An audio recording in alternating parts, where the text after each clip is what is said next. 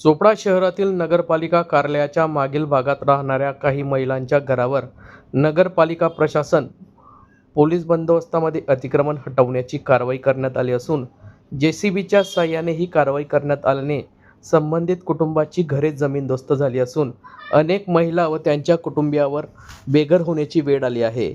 या कारवाईच्या नंतर परिसरातील नागरिक संतापले असून या परिसरात संतापाचे वातावरण निर्माण झाले आहे।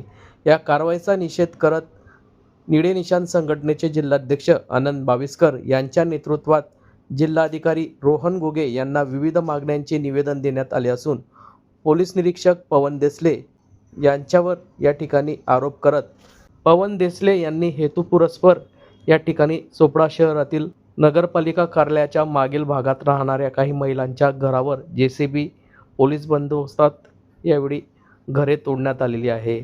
दोषींवर कठोरात कठोर कारवाई करण्यात यावी या मागणीसाठी जिल्हाधिकारी रोहन घुगे यांना यावेळी हे निवेदन देण्यात आले आहे। उपोषणाचा आज 5वा दिवस असून कोणताही अधिकारी उपोषणस्थळी येऊन चर्चा करण्यास त्यांच्या मागणीची दखल घेण्यास अद्यापही तयार नाही। चोपडा शहरातील बेकायदेशीररित्या अनेक घरे उद्ध्वस्त करून बेघर करण्यात आले असून निषेध तसेच बेघरांना यावेळी हक्काची जागा मिळवून द्यावी या मागणीसाठी यावेळी संपूर्ण निळे निशाण संघटनेतर्फे हे जिल्हाधिकारी यांना हे निवेदन देण्यात आले आहे। तसेच पोलीस निरीक्षक पवन देसले, हवालदार विलास पाटील यांच्यावर देखील कठोर कारवाई करण्याची मागणी निळे निशाण संघटनेने यावेळी केली आहे। या संदर्भात निळे निशाण संघटनेचे जिल्हाध्यक्ष आनंद सपकाळे यांनी यावेळी जिल्हाधिकारी कार्यालयात आज दिनांक 17 जुलै रोजी दुपारी 4 वाजता अधिक माहिती दिली। नेमकं ते या बाबतीत काय बोलले आहेत ते जाणून घेऊयात।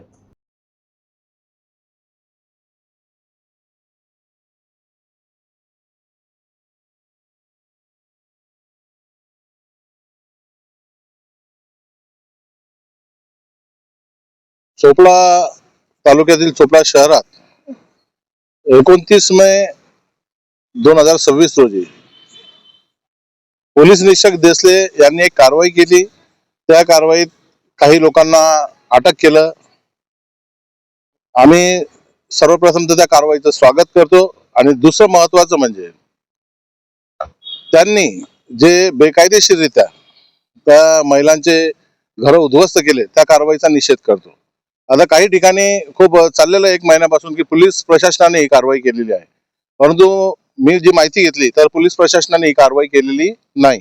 फक्त पोलीस निरीक्षक देसले यांनी आपल्या अधिकाराचा दुरुपयोग करून त्यांनी बेकायदेशीररित्या कोर्टाचा अवमान करून शासन नियमाची पायमल्ली करून ही कारवाई केलेली आहे आणि त्याच्या निषेधार्थ आम्ही गेल्या 1 महिन्यापासून आंदोलन केलेलं आहे।